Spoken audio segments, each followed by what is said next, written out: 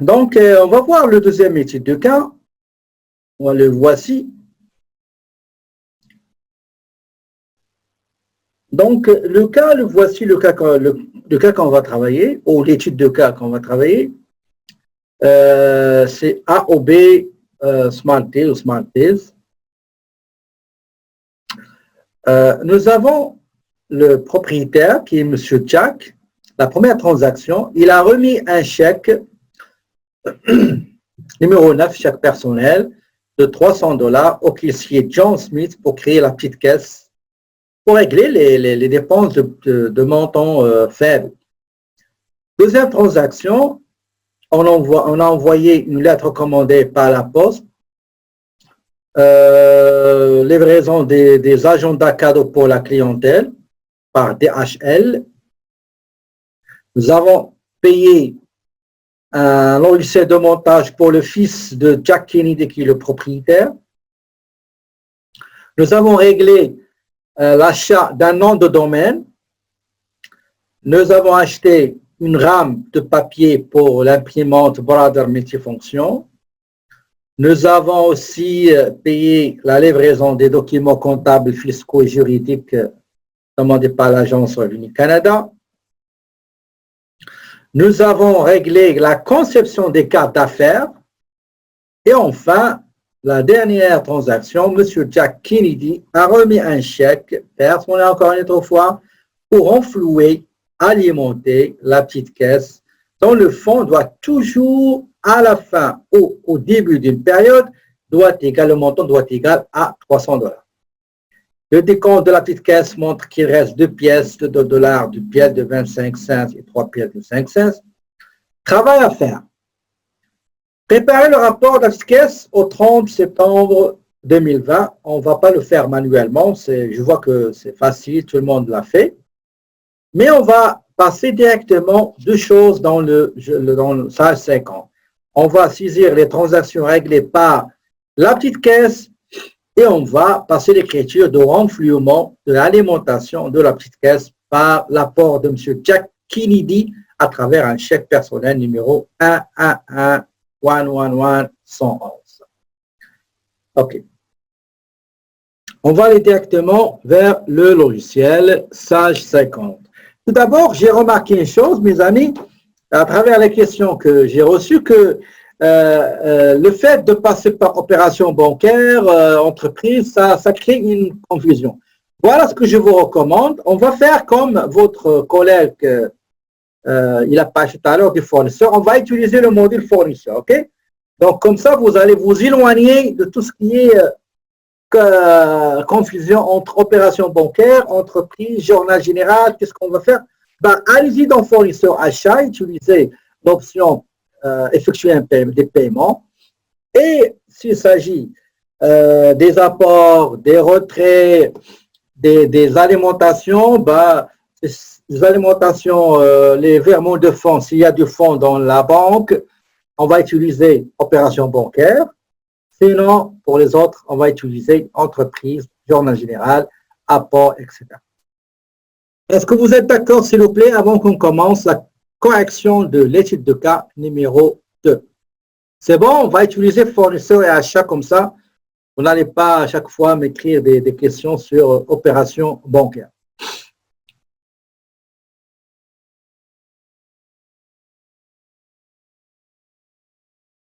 Est-ce que c'est OK, c'est compris, s'il vous plaît? Il y a juste une seule personne qui m'a répondu. Et ici, on est 20 personnes. Monsieur Mangala a levé. OK, je vous donne la parole tout de suite. La correction de l'étude de cas numéro 2. Comme j'ai dit, on va changer. On va aller dans fournisseur et paye et achat. On clique. Il y a paiement. Effectuer les paiements. C'est la même chose si vous allez dans opération bancaire, payer des factures, effectuer des paiements, c'est la même chose, d'accord? On va aller dans fournisseur et achat parce que je vois à travers quelques messages que j'ai reçus, petite confusion chez quelques-uns, ok? Donc, je vous recommande d'aller utiliser fournisseur et achat. paiement, effectuer les paiements, troisième choix. Voilà. Donc, je commence par sélectionner par canton et le figer, le cristalliser, le fixer, parce que j'ai toutes les opérations que je vais saisir, ils ont été réglées par la petite caisse et au canton. Maintenant, je viens ici et je vais choisir la petite caisse. D'accord? La petite caisse.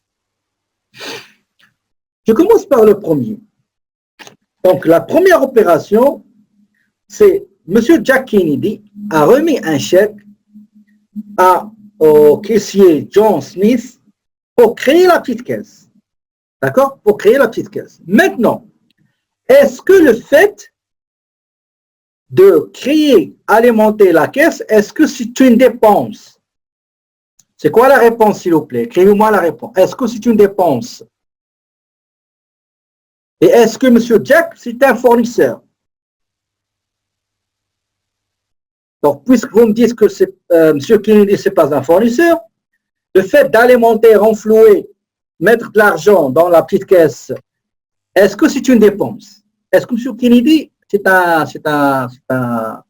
fournisseur? Vous me dites non. Maintenant, est-ce que je peux utiliser cet endroit-là pour faire l'écriture? Non. Très bien. Donc, je ne vais pas utiliser cet outil-là, mais je vais utiliser le journal général, pas opération bancaire. Le journal général. Je dois utiliser le journal général. Le journal général pour toutes les écritures de régularisation et aussi pour les apports et les retraits. D'accord? Donc, je vais aller au module entreprise. Il y a quelqu'un qui m'a écrit opération bancaire. Même dans opération bancaire, effectuer des paiements. Kennedy n'est pas un fournisseur. M. Jack Kennedy, c'est un propriétaire. OK? Et l'apport qu'il a apporté pour alimenter la caisse, ce n'est pas une dépense. Je ne vais pas effectuer des paiements. OK? Je dois aller dans entreprise, journal général, créer un journal général. La source, c'est chèque, pardon, c'est chèque perso, numéro chèque personnel, numéro 100. La date, c'est le 1er avril 2020. Okay?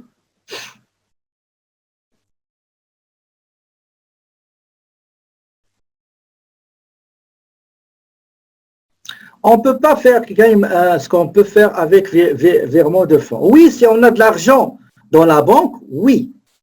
Ici, on n'a pas de fonds dans le compte bancaire. Si nous avons de l'argent dans la banque, oui, on peut utiliser opération bancaire, virement de fonds. D'accord? Mais puisqu'on n'a pas de l'argent, donc on va utiliser l'apport comment dirais-je? Le chèque numéro 9. Oui, le chèque numéro 9. OK. Le chèque numéro 9, on va le changer. Chèque numéro 9. Donc, le numéro de compte, c'est la petite caisse, 1050. Je vais mettre 300. La contrepartie, c'est 3010 apport de l'action des propriétaires. D'accord? À lever la main. OK, je vous donne la parole. Je visualise l'écriture passer le 1er septembre, la petite caisse.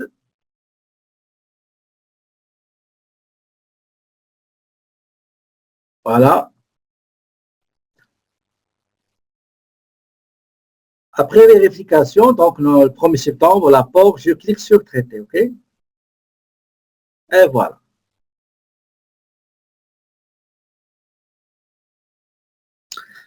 Deuxième, deuxième opération. Donc, deuxième opération,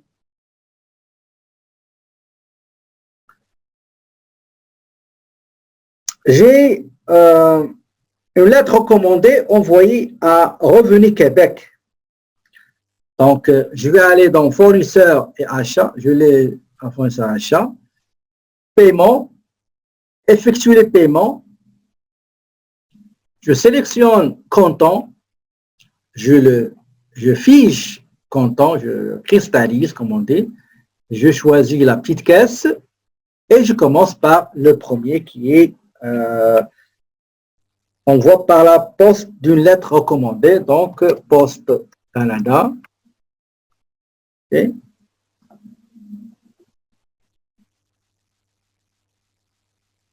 Tabulation, ajout rapide.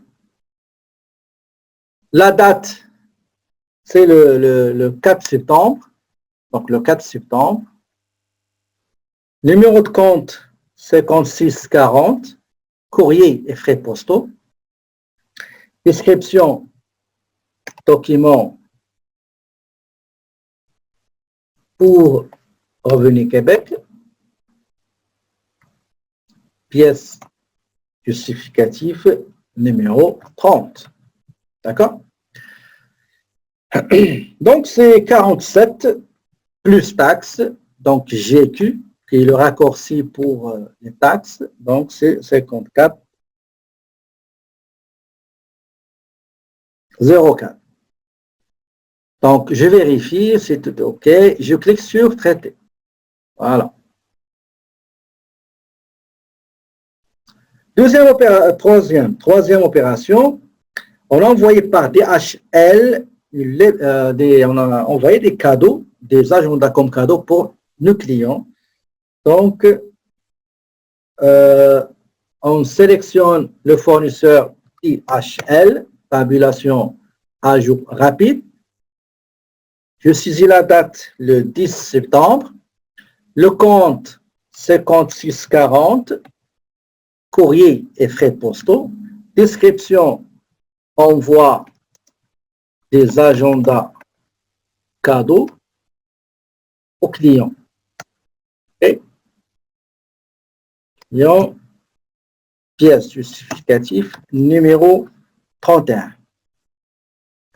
Le montant, c'est 35 plus taxes, donc GQ, raccourci pour les taxes, donc c'est 40,24. Je clique sur Traiter.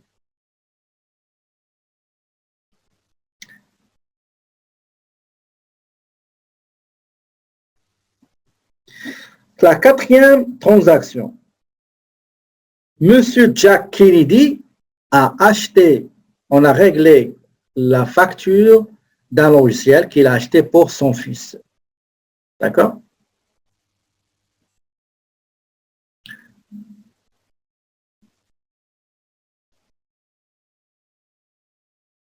Je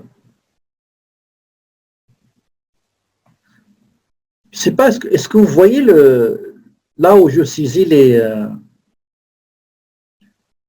voir l'opération que tu as faite. Cet achat, il s'agit d'un achat personnel pour M. Kennedy, le fils de M. Kennedy, donc ça n'a rien à voir avec l'entreprise.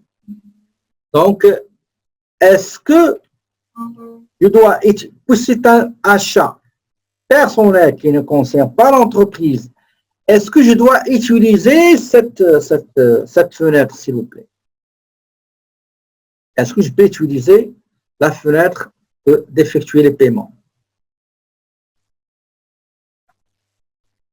Non, je ne peux pas utiliser. Exactement. Donc, je dois aller à, comment dirais-je, je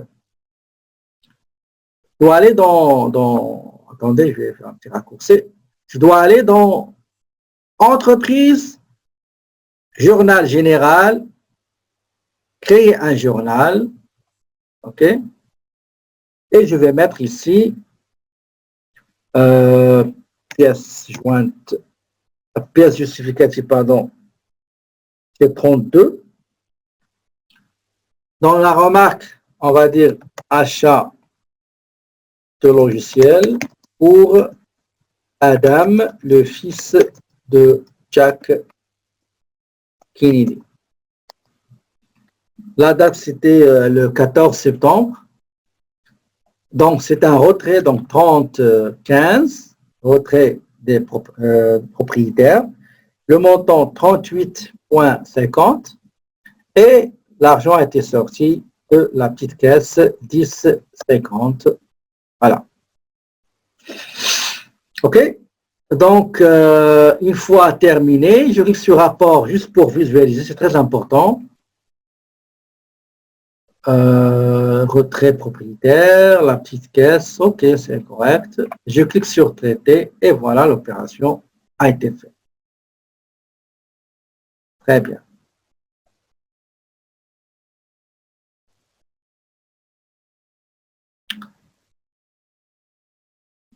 OK.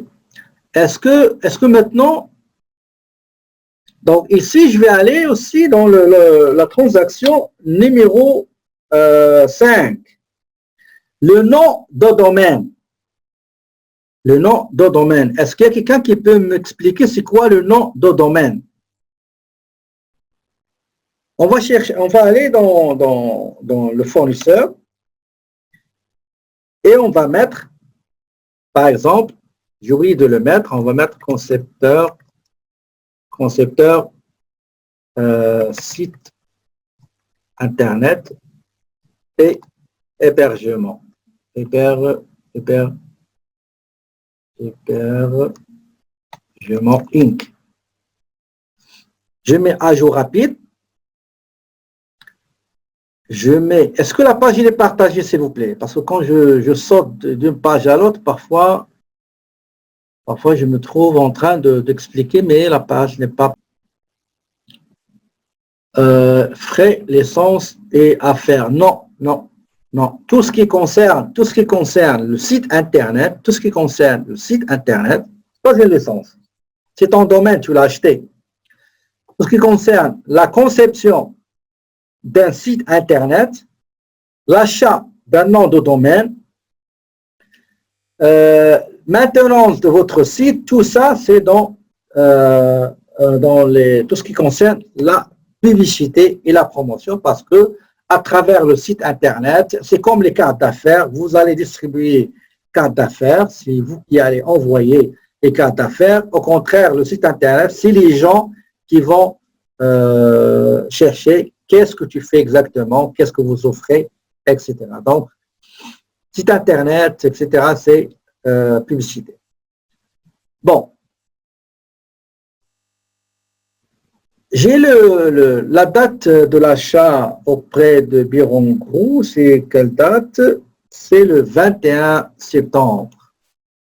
Un jour rapide, pardon. Le 21 septembre. Donc, le compte, c'est 5700, fourniture de bureau. Donc, RAM de papier pour impression. Pièce justificative numéro 34. Le montant, c'est 20. Attention, le montant, il est avec taxes incluses. Donc, il faut extraire les taxes et vous aurez 21,42 montant sans taxes. Le raccourci pour la TPS et la TVQ, GQ. Donc, vous avez 24,63 taxes incluses. Je visualise le journal général pour m'assurer que tout est correct. PS, TVQ, fourniture de bureau, petite caisse. OK. Donc, une fois j'ai visualisé, donc, je valide l'écriture comptable. Donc, valider. Oui. OK. Maintenant, la transaction numéro 7 date du 25 septembre. Je sélectionne le fournisseur. Donc, de quoi s'agit-il? Livraison comptable. OK. Donc, on va mettre, par exemple, on va choisir DHL. OK. Donc, la date, c'était le 25 septembre, ok, 25 septembre. Le compte 5640, courrier frais postaux. Description, document envoyé à l'Agence du Revenu Canada. C'est ça? Oui. Pièce justificative numéro 35. Le montant sans taxe 26,50 GQ et le total c'est 30,47. Je vais aller au rapport, afficher détails des transactions pour voir dans le journal général est-ce que les opérations ont été correctement saisies. Voilà. Et vous pouvez ajouter, comme je disais tout à l'heure, vous pouvez ajouter des informations supplémentaires, comme on dit, as you like. Et je clique sur traiter. Oui. OK. Maintenant, la transaction numéro 27 avant la dernière, conception modèle de carte d'affaires. D'accord? Donc, on va mettre, supposons le monsieur qui fait le site Internet, c'est lui-même qui fait les conceptions. OK?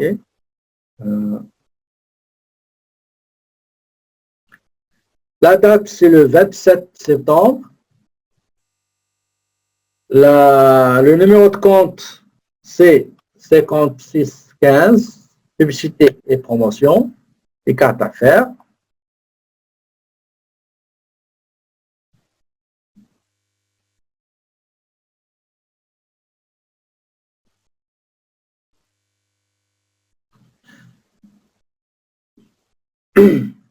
La description, conception,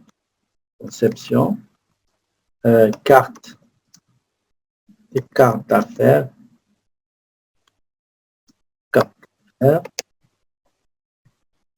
pièce justificative numéro 36. Le montant, c'est 31,40. GQ, c'est la taxe. Donc, c'est 36,10.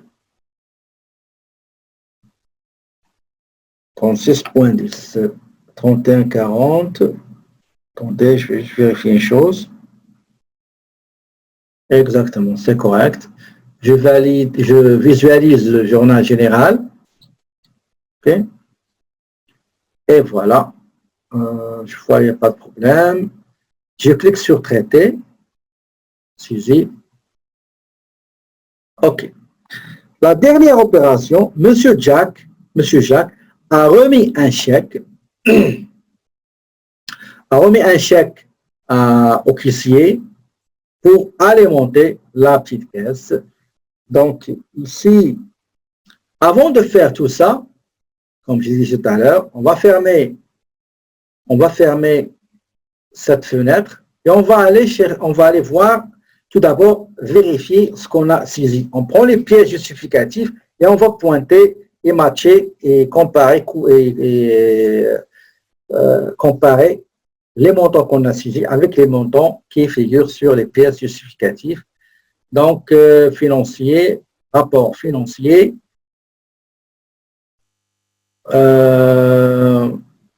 transaction par compte, on s'intéresse uniquement à la petite caisse.